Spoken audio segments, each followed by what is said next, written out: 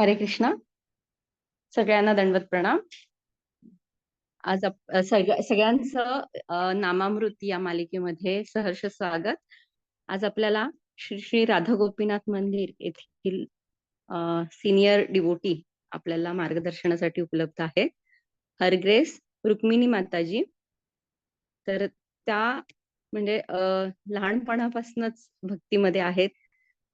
त्यांचे आई वडील देखील दीक्षित भक्त आहेत आणि त्या सुद्धा खूप छान म्हणजे आपल्याला बरेच वर्षांपासून त्या असल्यामुळं आपल्याला खूप छान त्यांचं मार्गदर्शन लाभणार आहेच आहे.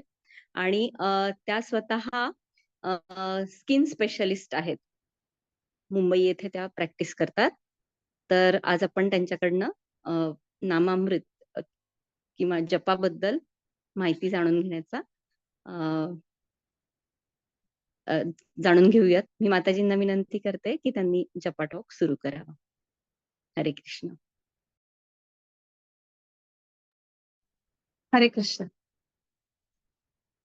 ऑडिबल आहात? ऐकू येतंय ना? You can hear? Yes yes.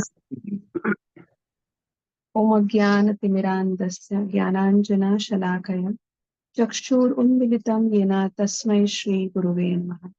नमः ओम विष्णुपदाय कृष्णपृष्ठाय भूतले श्रीमते भक्तिवेदान्त स्वामी इति नामिने. नमस्ते सरस्वती देवे गौरवाणी प्रचारिणे निर्विशेष शून्यवादी पाश्चात्य देश तारिणे. जय श्री कृष्ण चैतन्य प्रभु नित्यानंदा श्री अद्वैता गदाधार श्रीवास आदि गौर भक्त वृंदा. हरे कृष्णा कृष्णा कृष्णा हरे हरे, हरे राम राम राम हरे हरे. हरे कृष्णा कृष्णा कृष्णा हरे हरे, हरे राम राम राम हरे हरे. हरे कृष्णा कृष्णा कृष्णा हरे हरे, हरे राम राम राम हरे हरे. हरे कृष्णा.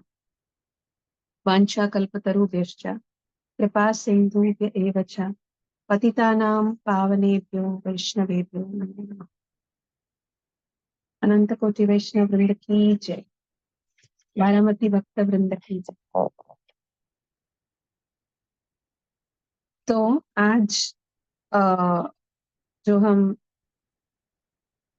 माताजी अनंत गोपी माताजी ने मुझे बुलाया है मेरी शुद्धिकरण के लिए, क्योंकि वो जानते हैं कि मेरा जपा बहुत ऊपर नीचे जाता रहता है. तो उनकी असीम कृपा है कि मुझे बीच बीच में रिमाइंडर देते हैं ताकि जब मैं आप लोगों के साथ शेयर करूं तो मेरी जपा को भी मैं थोड़ा सा ट्रैक पे ला सकूं.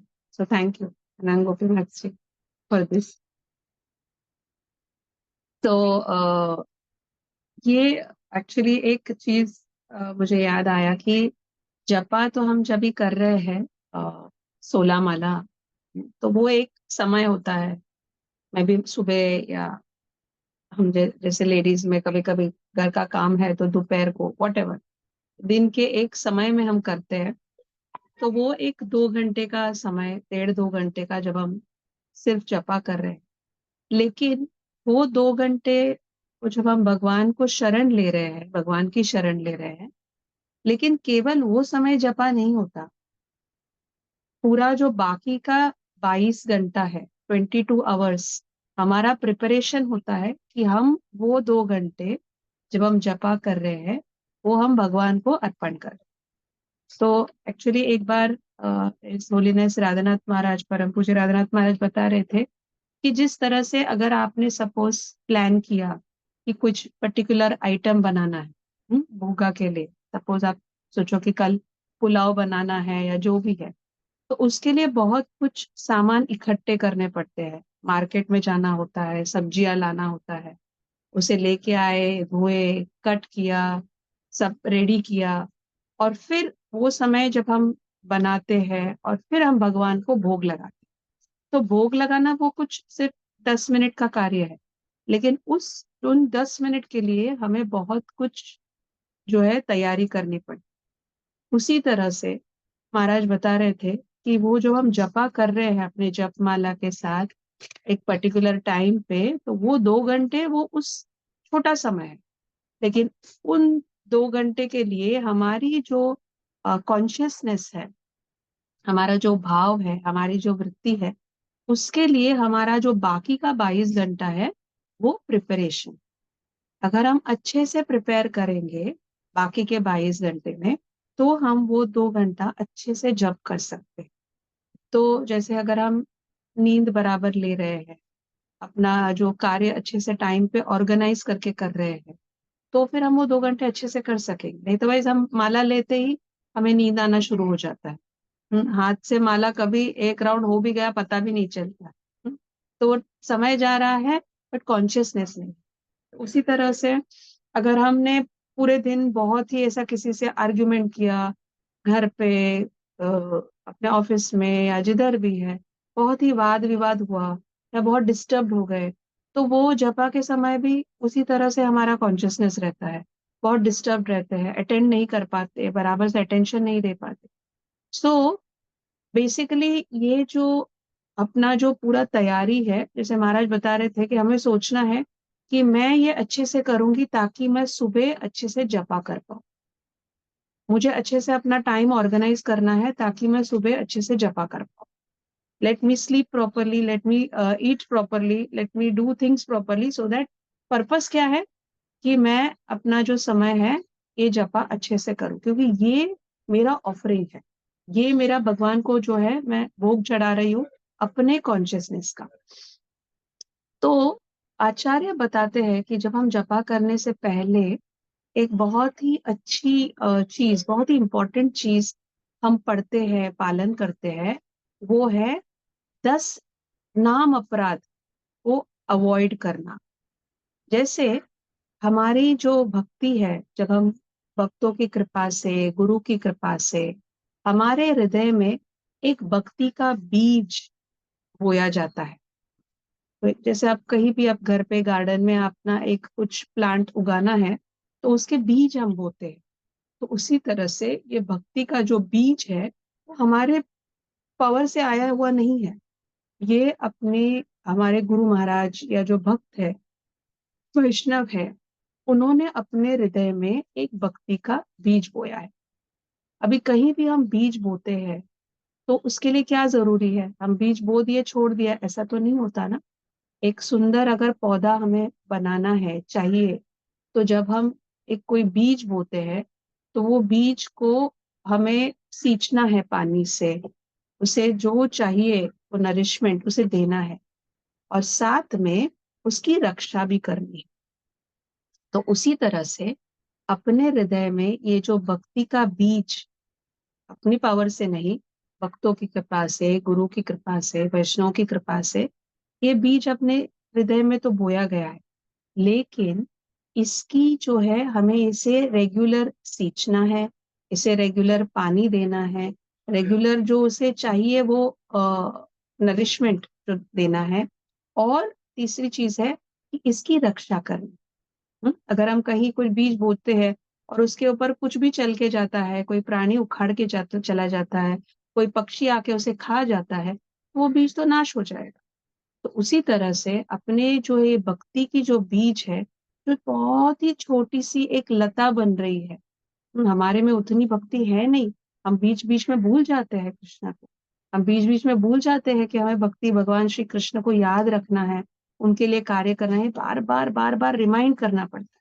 तो ये भक्ति की जो लता है, हाँ, इसको भक्ति का जाड़ नहीं बताया है, भक्ति की लता है हमारे हृदय में, बहुत छोटी सी नन्ही सी भक्ति लता। तो उसे हमें अच्छे से सींचना भी है, पानी देना है, और साथ में उसकी रक्षा भी करना है। तो ये जो है पूरा इसका फॉर्मेट, कि किस तरह से हमें भक्ति लता को अच्छे से उगाना है ताकि ये भक्ति लता धीरे धीरे धीरे धीरे अपने जीवन काल में बढ़ता जाए और सीधे जाके भगवान श्री कृष्ण, श्रीमती राधा रानी के पादारविंद में जाके अर्पित हो जाए। This is the journey of our life. अपने जीवन, भक्ति का जो जीवन है, इसका यही एक जर्नी बोल सकते हैं, जहां हम धीरे धीरे धीरे, ये कोई एक दिन का काम नहीं है, 1 मिनट का काम नहीं है, ये धीरे धीरे जैसे हम भक्ति लता को रोज थोड़ा थोड़ा थोड़ा करके जब हम सींचेंगे, उसे पानी देंगे और फिर इसकी हम रक्षा करें। तो पानी हम आप लोग अभी एवरीडे कर रहे हैं, ये जो भक्ति लता को जब आप साथ में आके जब हम हरि नाम कर रहे हैं, तो इसको हम जो है नरिशमेंट दे रहे हैं, पानी दे रहे हैं। और इसकी रक्षा कैसे करनी है, इसकी रक्षा करने के लिए जो आचार्य बताते हैं कि हमें नाम का अपराध नहीं करना है। 10 नाम अपराध से अगर हम बचेंगे तो हम ये भक्ति लता को अच्छे से रक्षा करें।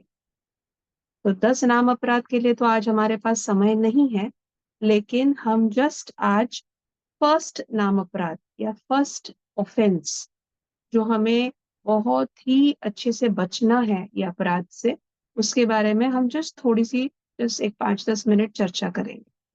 तो जो पहला नाम अपराध है, इसे है to blaspheme the devotees who have dedicated their lives for the propagation of the holy name। And Hindi में है कि उन भक्तों की निंदा करना जिन्होंने भगवान के पवित्र नाम के प्रचार के लिए अपना जीवन समर्पित कर दिया है। तो ये अपराध से हमें बचना है कि हम कभी उन भक्तों की निंदा न करें जिन्होंने अब भगवान के लिए, उनके प्रचार के लिए अपना जीवन अर्पित किया है। तो ये अपराध फर्स्ट अपराध है। जो 10 की जो लिस्ट है उसमें पहला ऑफेंस, यानी बहुत ही, जैसे हम बोलते हैं ना, बहुत ही इंपॉर्टेंट, जैसे एग्जाम अपियर होते हैं तो मोस्ट इंपॉर्टेंट क्वेश्चंस जो है या मोस्ट इंपॉर्टेंट पॉइंट्स, एग्जामिनर पूरा पेपर चेक नहीं करता है या पूरा आंसर देखता नहीं रहता है, तो हमेशा एग्जामिनर टीचर्स क्या सिखाते, पहला पॉइंट अच्छे से लिखो। हाँ, तो इमीडिएटली एग्जामिनर को समझता है कि भाई इसको आता है आंसर, राइट। तो इसके लिए मोस्ट इंपॉर्टेंट पहला बताया जाता है। तो फर्स्ट इंपॉर्टेंट जो बहुत ही इंपॉर्टेंट ऑफेंस है जिससे हमें बच के रहना है, वो है कि ये नामापराध का पहला ऑफेंस कि उन भक्तों की हम निंदा न करें जो अपना जीवन भगवान के प्रचार के लिए पूरी तरह से उन्होंने समर्पित किया। तो ये वैष्णव। तो भक्ति का जो मोस्ट इम्पोर्टेंट, हम तो नाम अपराध के बारे में बोल रहे हैं, हरि नाम के बारे में बोल रहे हैं, लेकिन ये क्यों इम्पोर्टेंट है कि वैष्णव के अपराध नहीं करना चाहिए, फर्स्ट पॉइंट क्यों दिया गया? क्योंकि आचार्य बताते हैं कि ये जो भक्ति है ये हमें सिर्फ कृपा से प्राप्त, ये अपने क्वालिफिकेशन से नहीं प्राप्त। हाँ, मैं एक बहुत एजुकेटेड हूँ, मैंने बहुत पढ़ लिया है, मुझे सब शास्त्रों का ज्ञान है, मुझे सब श्लोक आते हैं, मेरा संस्कृत बहुत अच्छा है, मेरा प्रोनाउंसिएशन बहुत अच्छा है, मैं बहुत ही ऑर्गेनाइज्ड हूँ, मेरा टाइम टेबल कोई मैच ही नहीं कर सकता। मैं ऐसे इधर उधर सब, I am very very strict. तो ये सब क्वालिफिकेशन का कोई मायना नहीं, ये हमारे प्रयास है। लेकिन भगवान की दृष्टि से, आध्यात्मिक दृष्टि से ये कोई ज्यादा मायना रखता नहीं। यार इम्पोर्टेंट पॉइंट्स, लेकिन सबसे ज्यादा बहुत ही इम्पोर्टेंट चीज ये है कि हमें भगवत भक्ति या ये हरिनाम करने की जो ये अपॉर्चुनिटी है, ये केवल केवल केवल वैष्णव की कृपा से मिली, हमारे क्वालिफिकेशन से नहीं। ये हम अच्छी तरह से हमें जान लेना है, क्योंकि बाकी जो भी हम करें हमारे पावर से ये होने वाली चीज नहीं।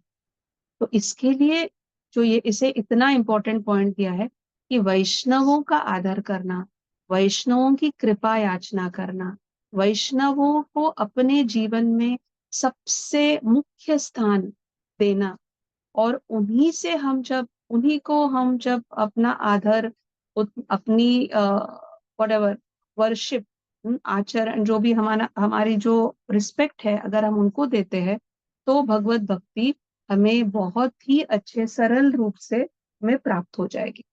लेकिन अगर हम वैष्णवों की ही निंदा करें तो हमारी जो भक्ति लता की जो बीज है वो पूरी तरह से नाश हो जाती है।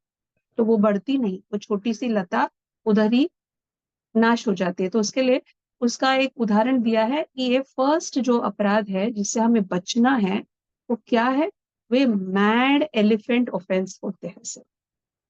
हाँ, हाथी है ना, हाथी है ही बहुत बलशाली।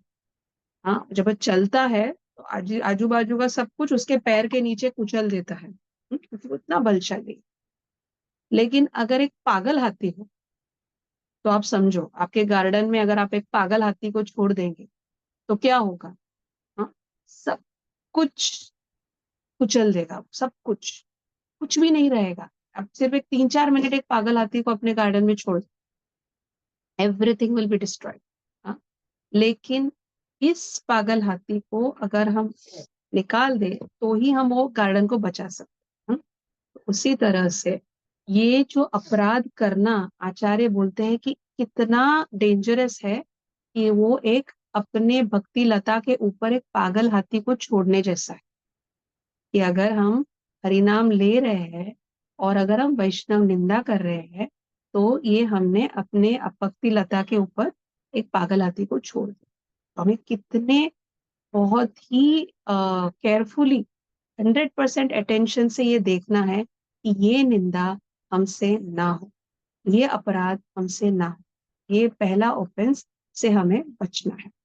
तो एक्चुअली हिज होलीनेस सच्चिदानंद महाराज एक बहुत ही सुंदर उनका पुस्तक है हरिनाम के ऊपर, चैंटिंग के ऊपर। तो मैं जस्ट उसी को रेफर कर रही थी।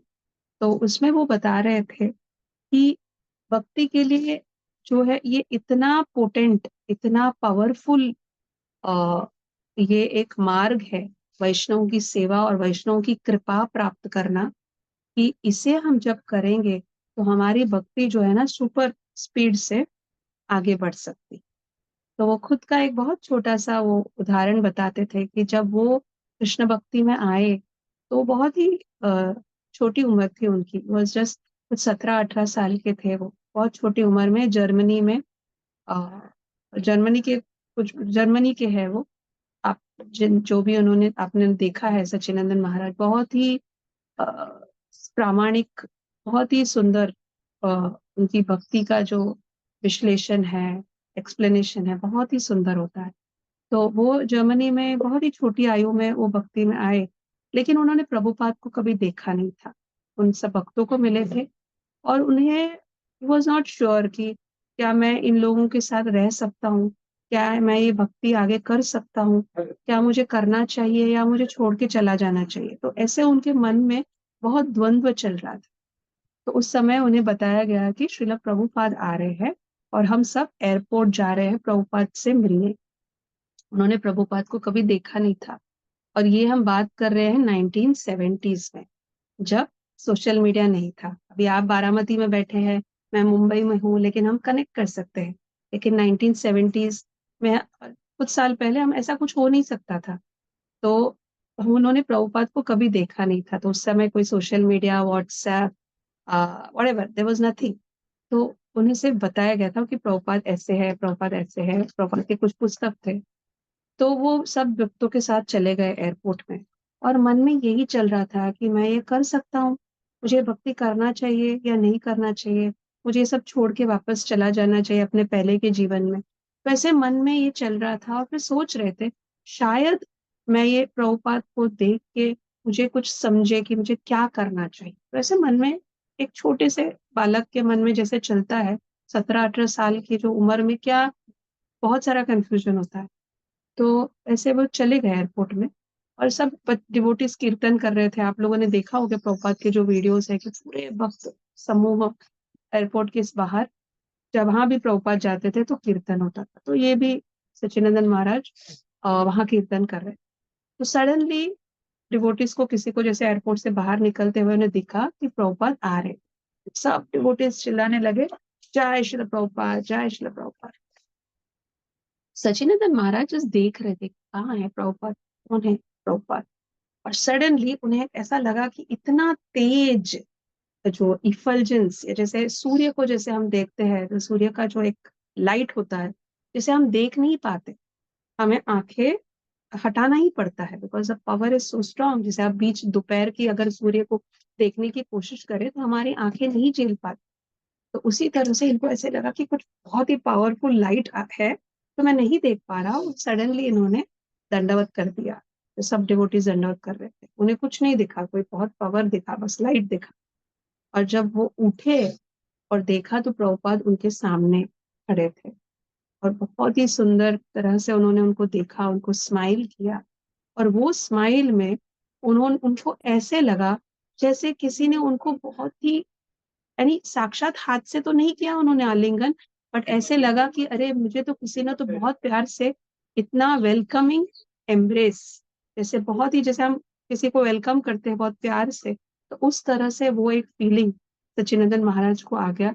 और फिर उनका हृदय इतना परिवर्तन हो गया, उन्होंने लगा कि नहीं, चाहे कुछ भी हो, मुझे ये भक्ति का मार्ग छोड़ के नहीं जाना है।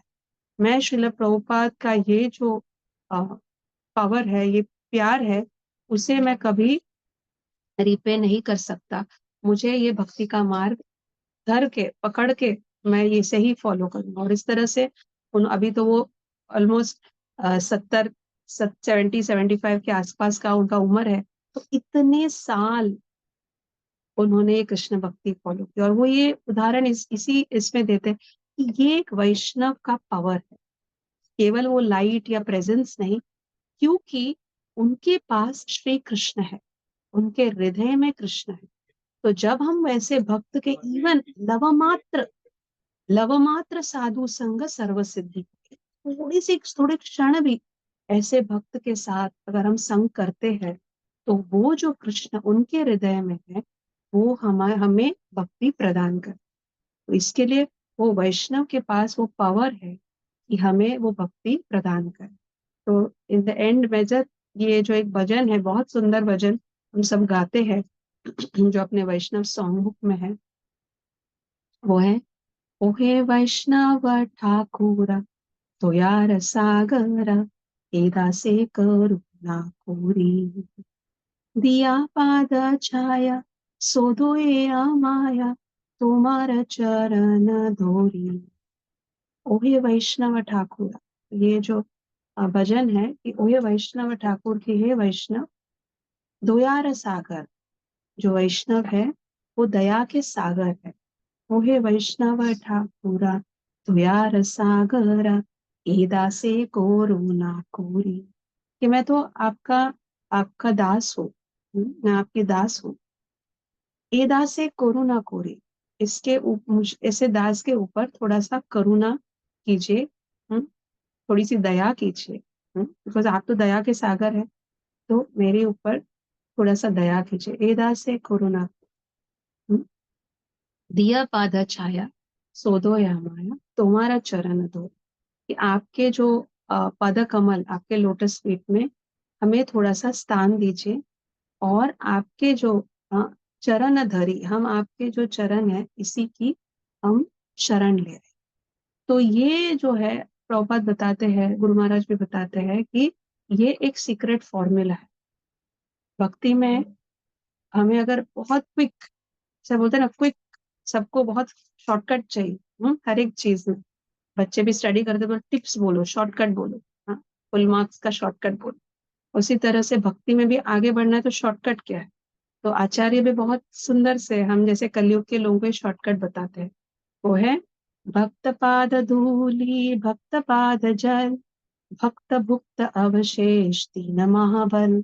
ये तीन चीज बहुत ही पावरफुल है, और उसको हमने धारण किया और हमने भक्तों की निंदा नहीं की, तो हमारी भक्ति एकदम रॉकेट स्पीड में, और हमारी भक्ति लता एकदम अच्छे से, बहुत ही जल्दी उसका जो है ग्रोथ होगा। वो क्या है? भक्त पाद धूलि, यानी भक्तों के पाद धूलि, भक्तों के चरणों की जो धूलि है वो भक्त पाद धूलि, भक्त पाद जल, यानी भक्तों के जो चरण धोए हुए जो जल है वो, एंड भक्त भुक्त अवशेष तीन महाबल, जो भक्तों की जो अवशेष है महाप्रसाद, ये जब हमें प्राप्त होगा, तो ये तीन चीज हमारी भक्ति के लिए एक बहुत ही सुपर फास्ट एक्सप्रेस है। और इसके साथ ये डूज है और डोंट है, ये हम भक्तों की निंदा ना। तो ये हम अगर अपने जीवन में पालन करते हैं तो हमारी भक्ति और हमारी जो हरिनाम की तरफ जो आकर्षण है दिन भर दिन और बढ़ता जाएगा। और हम ये जो जर्नी, ये जो हम भक्ति के जर्नी में निकले हैं, इसका सक्सेस हो जाए। Hare Krishna. Thank you very much. Hari बोल। हरि बोल। अमृता भक्ती।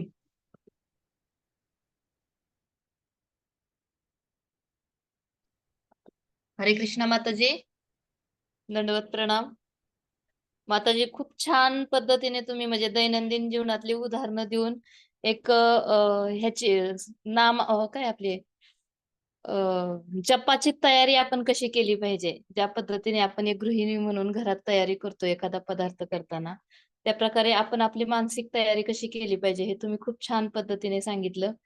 खूप खूप धन्यवाद माताजी. बारामती वैष्णवी समितीकडून तुमचे खूप खूप आभार आणि असंच तुमचं आम्हाला मार्गदर्शन घडत राहो. खूप छान आज आम्हाला एक प्रेरणा मिळाली. हरे कृष्णा. थँक्यू. कोणाला काही प्रश्न असतील तर एकच मिनिट.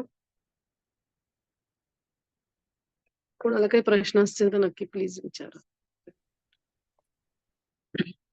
हरे कृष्णा. हरे कृष्णा. माताजी आवाज येतोय का? हा Rukmini, you have to unmute yourself. हा येतोय. हा, दंडवत प्रणाम सगळ्यांनाच. माताजींनी सांगितलं की नामापराधामध्ये जो हत्ती पिसाळलेला आपली लता उद्ध्वस्त करून टाकू शकतो. तर मला आनंद गोपी माताजी आणि आजच्या माताजी दोघींनाही विनंती करायची आहे की हे 10 नामापराध याची शृंखला आपण तयार करूया आणि माताजींकडून 10 अपराधाबद्दल ऐकायला मिळेल तर खूप खूप बरं होईल. आणि खूप सुंदर सांगितलं माताजी. खूप हृदयस्पर्शी सगळंच, प्रत्येक वाक्य माताजींचं हृदयस्पर्शी होतं. तर प्लीज माताजी 10 नामापराधाबद्दल तुमच्याकडून ऐकायला मिळालं तर खूप बरं होईल. माझी विनंती राहील. करूया माताजी. खूप छान तुम्ही हे दिलाय रुक्मिणी माताजी. आता तुम्हाला 10 नामापराधावर सांगावं लागेल आमच्याकडे. एक सेशन महिन्यातून एकदा करावं लागेल. थँक्यू माताजी. उज्ज्वला माताजींनी खूप छान ऑप्शन दिला आणि असेही 10 आपण हे घेतोय, नामापराध घेतोय. परंतु हे जे 10 नामापराध दिलेले आहेत महाप्रभूंनी, खरं तर हे सुरू व्हायला पाहिजे होतं. पण आता माताजींच्या निमित्ताने आणि उज्ज्वला माताजींच्या निमित्ताने ही एक आयडिया आली. तर खरोखर माताजी तुम्हाला विनंती आहे, तर एक 10 नामापराधावर जर तुम्ही घेतलं, तर एक खूप छान मार्गदर्शन सगळ्यांना मिळेल.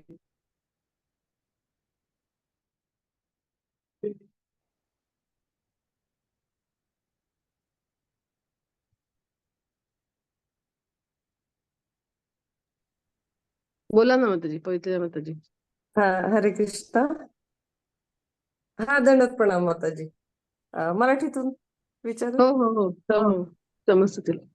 माताजी, खूप छान सांगितलं तुम्ही की 10 नामापराध कसे आपण केले नाही पाहिजेत आणि त्या दृष्टीने आपण कसं जागरूक असलं पाहिजे या सगळ्या गोष्टींसाठी की आपली भक्ती लता बीज जी आहे ती खऱ्या अर्थानं भगवंताच्या चरण कमलापर्यंत पोहोचू शकेल. मला एक छोटासा प्रश्न होता माताजी की आपण कशा पद्धतीने आपण जे 22 तास तुम्ही सांगितले, तर यासाठी आपल्याला आत्मपरीक्षणाची गरज आहे.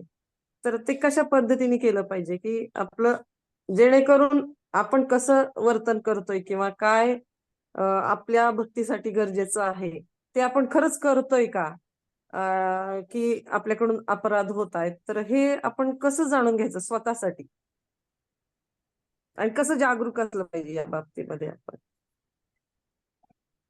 आपल्या प्रश्नातच उत्तर आहे.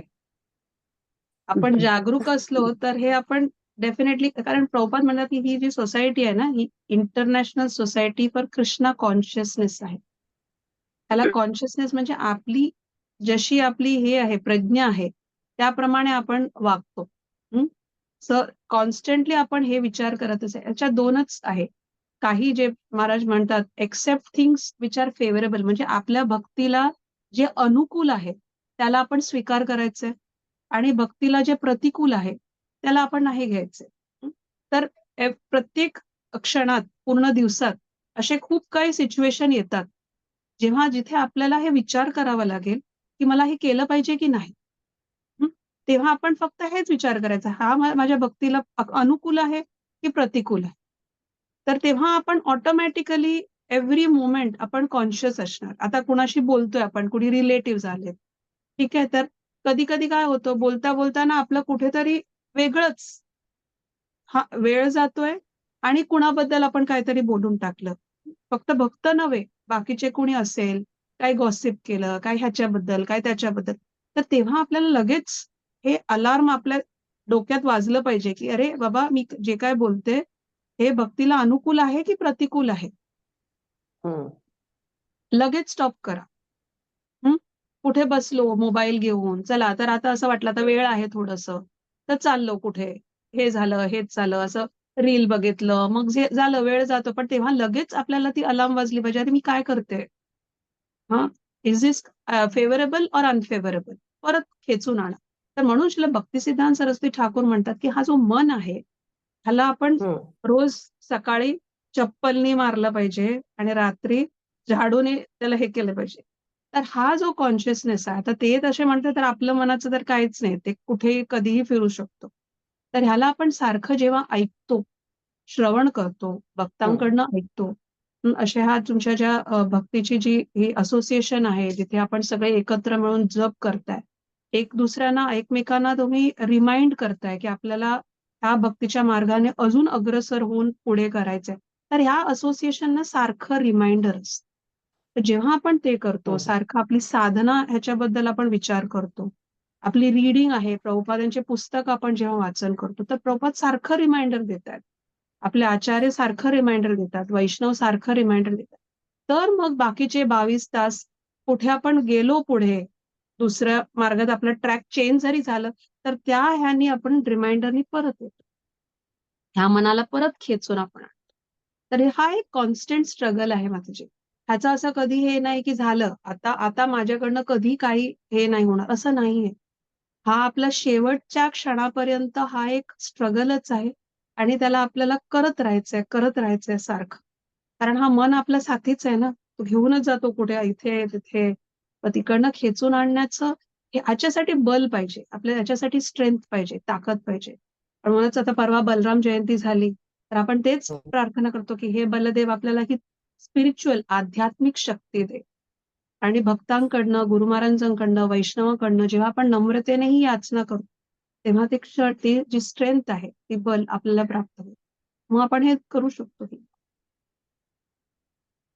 येस माताजी, thank you. Hare thank you Krishna. So much. तुमच्याकडून. थँक्यू माताजी. हरी बोल. अ, माताजी, माझा माझा एक प्रश्न असा प्रश्न. ठीक आहे. कोण बोलतंय का? मी आहे मी. तुमचा प्रश्न नाहीये ना? प्रश्न आहे प्रश्न. बरं, तुम्ही तू विचार. विचारल्यानंतर मी विचार. विचार. हा, माताजी, माझा प्रश्न असा होता, की आता तुम्ही सांगितलं, की माताजींच्या प्रश्नाचं उत्तर देताना, की कसं आपण अलर्ट राहिलं पाहिजे. परंतु कधी-कधी काय होतं ना, की ते म्हणतात ना, अतिपरिचयात अवज्ञा किंवा एखादी गोष्ट सहजरित्या आपल्याला मिळते, प्राप्त होते. मग भले ते भक्त असतील, प्रचार करणारे भक्त असतील किंवा तुम्ही जे खूप छान सांगितलं वैष्णव अपराधाबद्दल, की स्पेसिफिकली की ज्यांचं जीवन समर्पित असतं, अशा भक्तांप्रती आपण खूप अलर्ट राहिलं पाहिजे. तर कधी-कधी काही-काही गोष्टी खूप कॅज्युअली आपण घेतो आणि सहजरित्या गोष्टी मिळतात. तर त्याची व्हॅल्यू पण आपल्याकडून थोडीशी हे होते आणि मग काही अजाणतेपणाने पण अशा गोष्टी घडतात. आता जसं तुम्ही म्हटलं, की अलर्ट असणं याच्यामध्ये कसं आपण कंटिन्यू एक थोडासा एक जागरूक राहतो, की असं काही होईल का? असं काही होईल का? आणि काही ठिकाणी काय होतं, होऊ शकतं, की अजाणतेपणाने काही गोष्टी घडून जातात. जसं मी म्हटलं अतिपरिचयात अवज्ञा. तर अशा वेळेस मग त्याची रिएक्शन तर शेवटी येणार, प्रतिक्रिया. तर मग त्यावेळेस कसं आपण समजून घ्यायचं किंवा कसं आपलं हे ठेवलं पाहिजे, मूड किंवा आपली चेतना किंवा विचार म्हणजे कशा दृष्टीने आपण ते जाणून घेऊया किंवा अलर्ट राहू शकतो आपण त्याच्यामध्ये, की या गोष्टी आपल्याकडून अजाणतेपणाने हे कधी अननोइंगली नाही झालं पाहिजे. हो, हो, हो. कधी अजाणतपणे झालं तरी ह्याच्यातच सच्चिदानंद महाराज हे ॲडवाइस देतात, की असं कधी झालं की आपल्या हातातनं कधी झालं किंवा ऍक्च्युली अपराध 3 प्रकारचे असतात. एक मनात, बाय माइंड, काही विचार येतात आपल्या मनात कुणाबद्दल.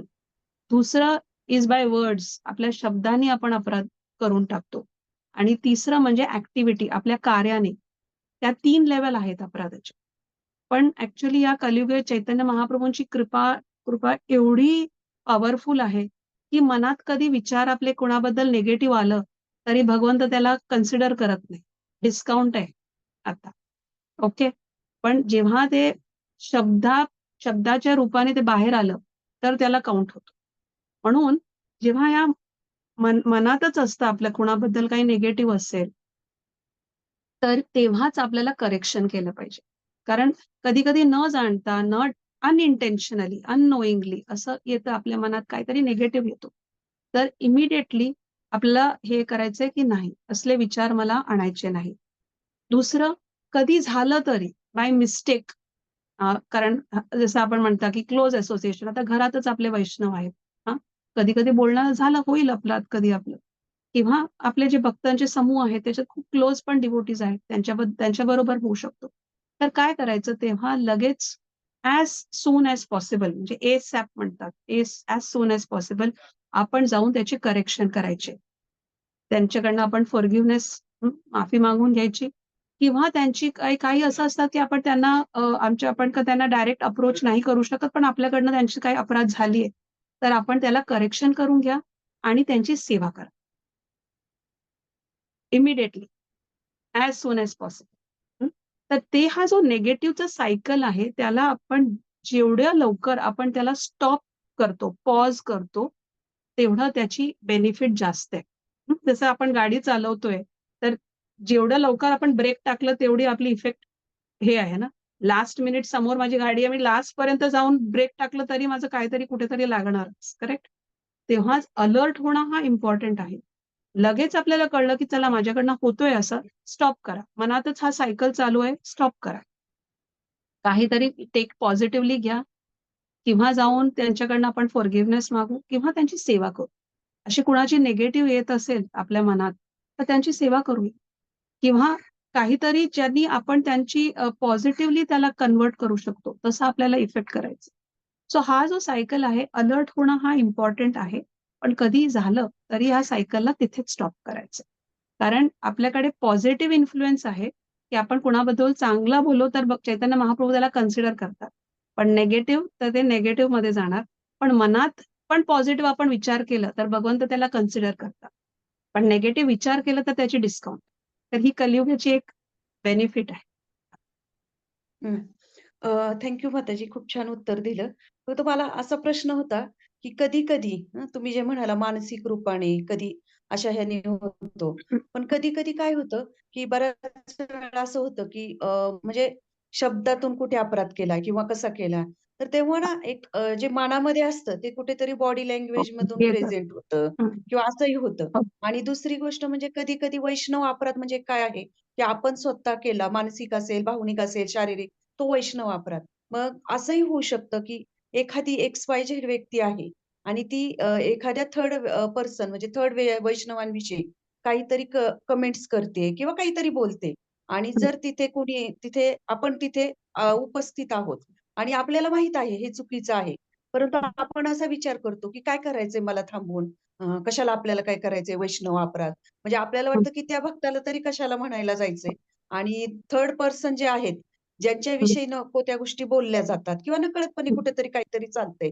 तर मग असं होत असेल का, की आपल्याला माहीत आहे तिथे, की हे चुकीचं आहे आणि तरी आपण शांतपणे बसतोय, की कशाला आपण वाईट व्हायचं? त्या भक्ताला आपण कशाला दुखवायचं जो बोलतोय. मग अशा हं, वेळेस तिथेही अपराध होतो का? आणि ज्यांच्याविषयी बोललं जातंय अशा दोन्ही भक्तांविषयी आपल्याकडून हो, अपराध होत हो, असेल का? हो, किंवा मग अशा हो, वेळेस आपण कशी हे केलं पाहिजे? हो. तर तेव्हा 2च ऑप्शन आहेत.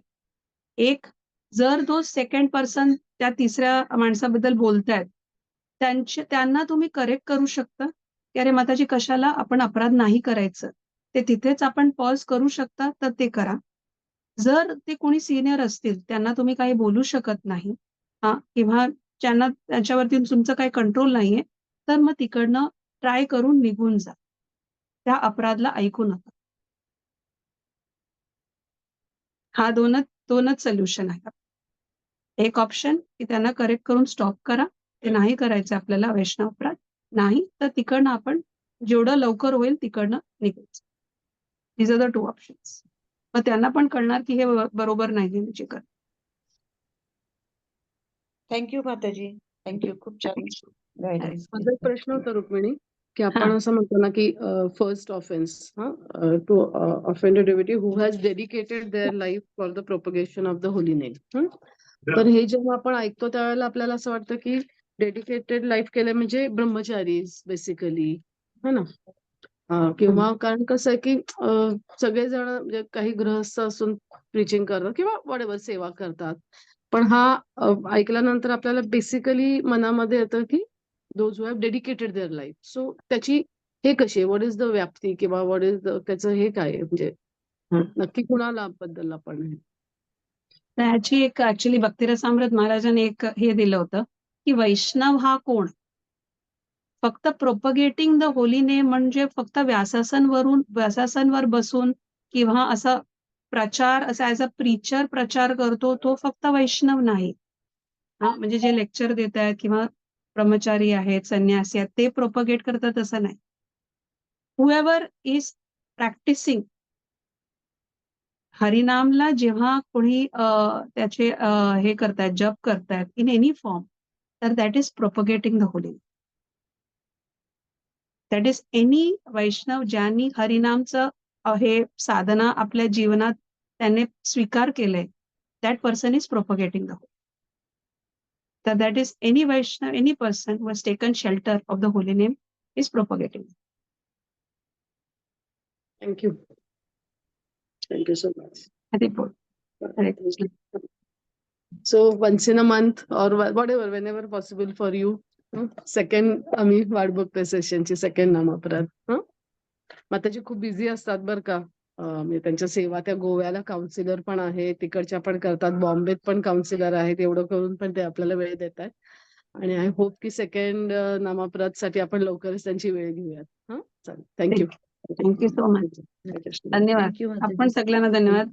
आपली ही संघ मला भेटली. अनंगोपी माताजी त्यांची मी खूप ऋणी आहे. त्यांना काल ऍक्च्युली माताजींना मंदिरामध्ये खूप सेवा होत्या म्हणून आपण आज हे केलं. पण थँक्यू. हरे कृष्ण. आणि माताजी रेकॉर्डिंग हे करूया. तर हो. प्लीज जसं आलं ना तसं 8 दिवसामध्ये एक रेकॉर्डिंग आलं की तो चालेल. एक पुश मिळतो ना सगळ्यांना. तर बऱ्याच चालेल. जणांना खूप आवडलंय, तर ते पण आम्ही लवकरात लवकर आपण ग्रुपवर शेअर करूया सगळ्यांसाठी. थँक्यू. हरे हरी बोल. कृष्ण.